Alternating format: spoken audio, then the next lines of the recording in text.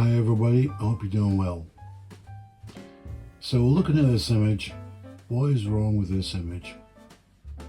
Well, there's an Accurascale Andrew Barclay 0-4-0ST tank is not there anymore.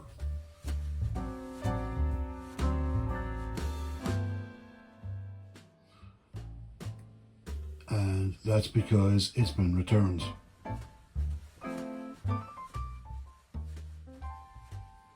So collection time.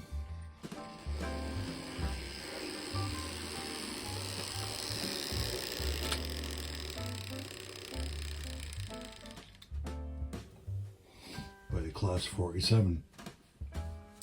So yeah, I'm going to just use this as a quick clip to advise those, the decision that I reached and took earlier today. So as many of you already know, the Accurascale 0-4-0 Andrew Barclay arrived faulty. That was in video 1, and I was a little reluctant to go and do internal inspections because I really felt that you shouldn't do that with a brand new locomotive, that really it should work straight from the box. And I wrapped up that video, but then I realized, I was kind of slept on it. The following day I decided, you know what, I'm not going to let this locomotive get the better of me, so I'm going to do an internal investigation, which takes me to video 2. And as you saw in video 2, I discovered that the motor was not seated in the motor mount inside the locomotive. I derived in my own conclusion at the time that it was a design flaw, in my opinion. And I did a sort of temporary fix on it, and I got it running, and we discussed it, which takes me to the following day. So I contacted Accurascale, and I don't know if any of you know this, but Accurascale don't have a phone number. It's literally impossible to actually talk to a human being at Accurascale. And I particularly don't like that, being from a customer service background and a management background. I felt that was not very good, let's just say. So I ended up talking to one of these automated bots and going round in circles. And then eventually, I'm gonna speed this conversation along. So I'm dealing with a bot, and then I started dealing with an email clerk, person that works in the customer service at Accurascale. And they basically sent me a pre-prepared idiot sheet on how to reseat the motor because it may become dislodged in transit. And I read through the pre-derived instructions, and I contacted them and said, well, you know what, I actually have done everything that's actually said in this list. I've done this already, so I really don't need to revisit this. And he kind of said, like, well, what do you want to do, type of thing. And I says, well, it's just, replace the unit or give me a full refund. Oh, well then, yeah, just fill out the returns procedures, and, it can take up to 28 days and all this type of thing. So I wasn't very happy with that, quite honestly. And I thought about it over the evening, and I decided, you know what, they're only gonna just, make it fit, and I'm gonna have to wait for 28 days for that. I thought, no, do you know what, I'll just make it fit myself. Let's not waste, fuel, carrier, it's not good for the the ozone layer, having a truck driving back and forth with a vehicle, a locomotive in this case, where it's highly likely I can make it fit so that it doesn't become dislodged. So that was kind of my thought, sort of nagging worry in my head that, do you know what, this locomotive could get lost in the post. You know, I didn't know which courier they were using at that point. So I decided the following day, do you know what, I'm going to open it up for one more time and basically make it fit. And you know, I've got a good feeling that I'll be able to do that. Then I won't need to return this, and I'll just give it a final review score and move on. And then thankfully to people that have viewed the channel, one person in particular came back and said, you know, dear model trains, I've noticed your locomotive has black buffers and not painted ones. And he made some comment that he had a similar issue along that lines. So I was like, you joking? So I got the original advert on Accurascale's website, looked at the locomotive, and sure enough, the guy was absolutely dead right. The locomotive buffer shanks were red, and on my example, they were unpainted, they were black. I'll just add a quick slide, and I'll leave it there for a second. You can just have if you look at the buffers and the shank of the buffer that fits into the buffer beam, both front and back, you'll see the pictures there, and you can study that for a second or two, and you'll see what I'm talking about.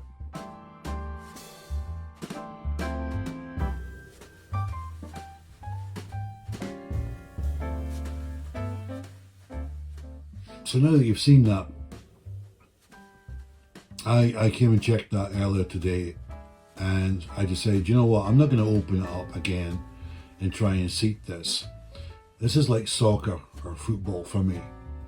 If you get a yellow card, it's a warning, and if you get a second yellow card, that's an automatic red and you're sent off.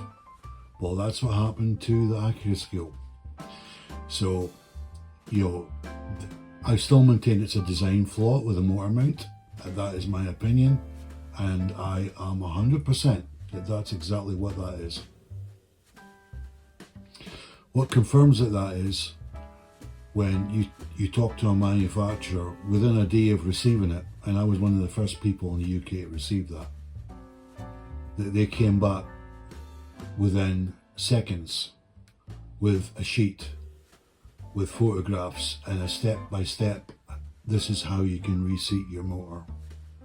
This is a design flaw. They've known about it for quite some time. So let's leave that at that. When in manufacturing of anything, you know, motor vehicles, motorcycles, I don't know, TV sets, whatever it is, if you fail to sell something as advertised, in this case it's not painted or decorated correctly, then what do you call that? Do you call that bad workmanship, or you know, poor assembly at the factory? You know, if I had one thing, let's say for example, just the motor mount, you know, it's like one yellow card, I can live with that. But when there's two things, the buffer beams are not painted, the buffer shanks should I say, and the motor mount is faulty,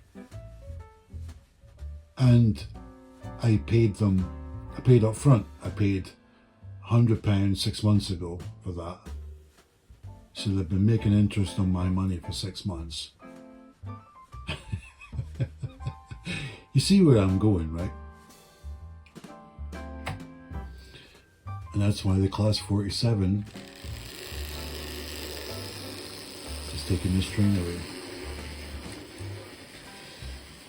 So, just to my final sort of comments on that is that I've asked them for a replacement, but a replacement that is correctly decorated, and doesn't have the flaw that we've seen with the motor mount. I don't know how that's going to go, because if you're a manufacturer and you manufacture 2,000 locomotives and it's noticed that some of them are not decorated correctly, in this case the buffer shank, right?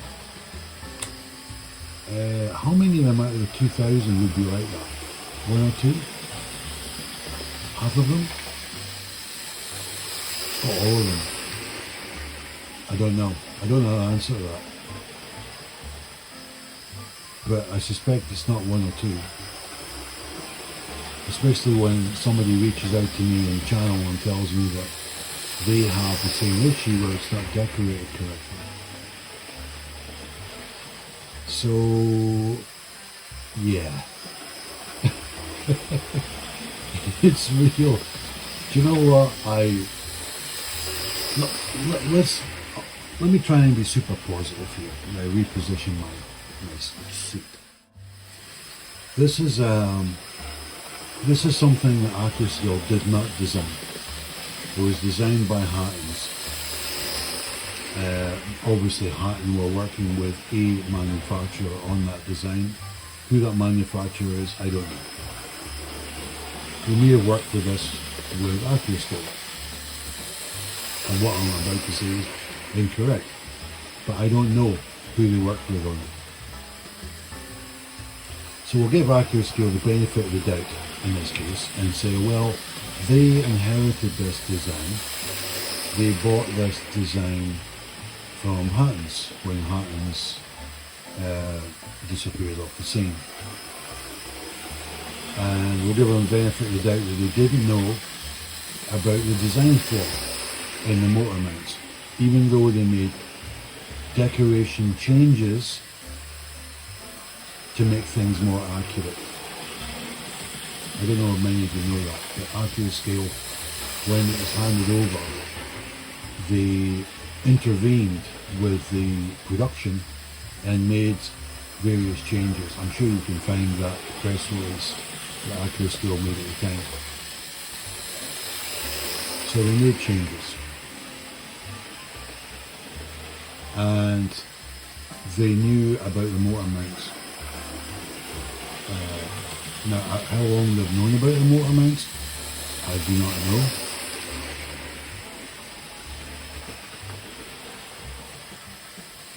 So here's one other thing. When I was notified the Accurascale model was coming to me, and I was getting notifications like it shipped, and it was taking an extraordinary length of time for it to actually arrive. So I'm going to cut to the chase here. The model actually came direct from China into the UK through customs and straight to my door.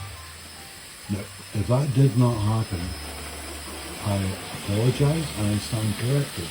But my understanding is that's what happened.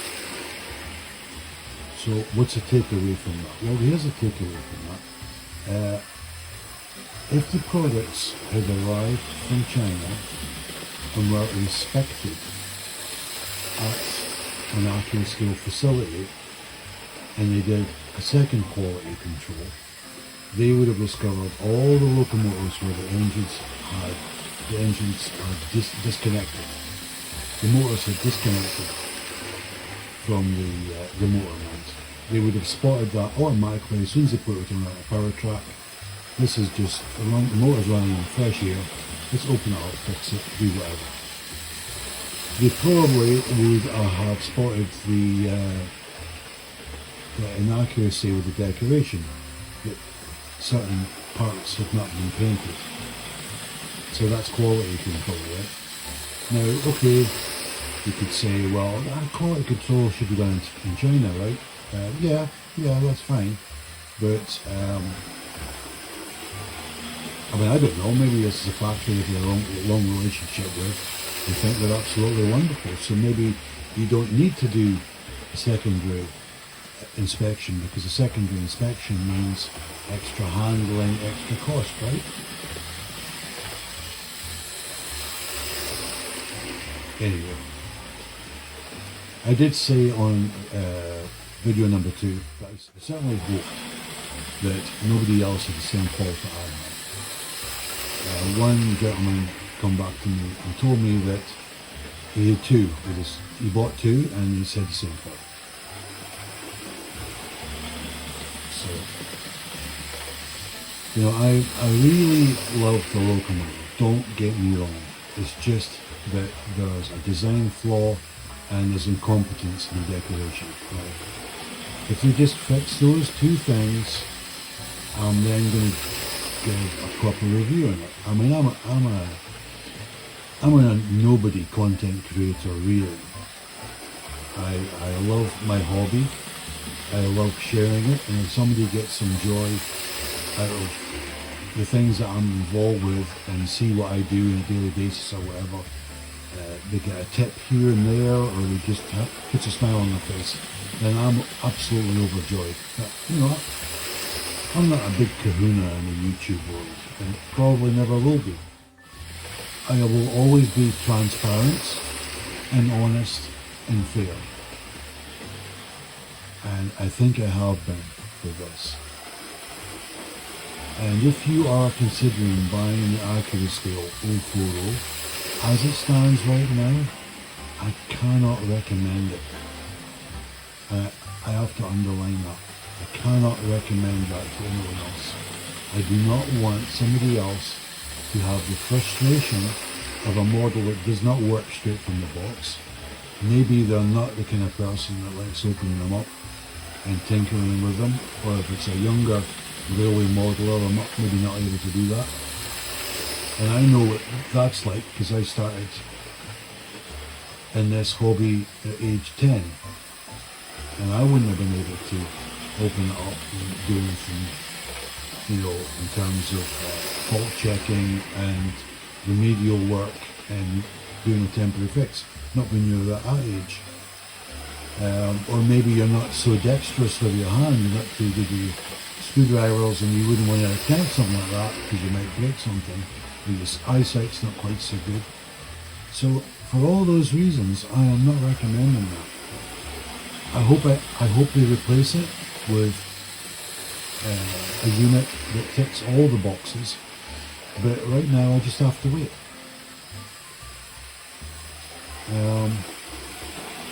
And on the final note, you know, I know we always ask for, well, please subscribe, hit like, and all the rest.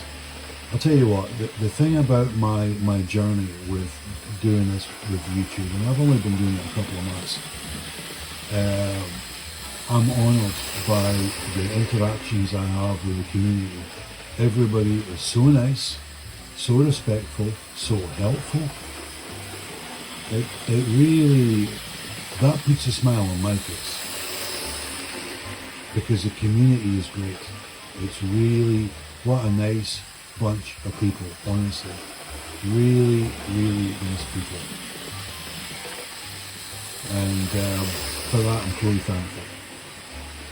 So, have a good evening, everyone. And whenever I do see a replacement, or whatever, I will let you know. But I'm going to move on to the next thing in my railway timetable. Alright folks, take care, and I'll see you next time.